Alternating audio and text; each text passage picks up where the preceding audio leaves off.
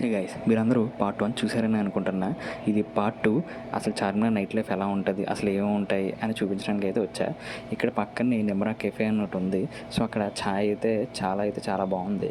మనం అక్కడి నుంచి బయటకు వచ్చేసి అసలు చార్మినార్ చుట్టూ ఒక రౌండ్ వేసి ఏమున్నా చూపిద్దామని బయటకు వచ్చా.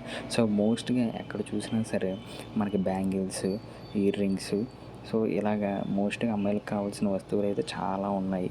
మీరైతే మీ ఫ్రెండ్స్తో కానీ, మీ కొలీగ్స్, లేదంటే గర్ల్ ఫ్రెండ్, లేదంటే మదర్స్ ఇంట్లో ఎవరైనా ఉంటారు కదా, సో వాళ్ళతో వచ్చి మంచిగా షాపింగ్ చేయండి. బిల్లు కూడా గట్టిగానే అవుతుంది.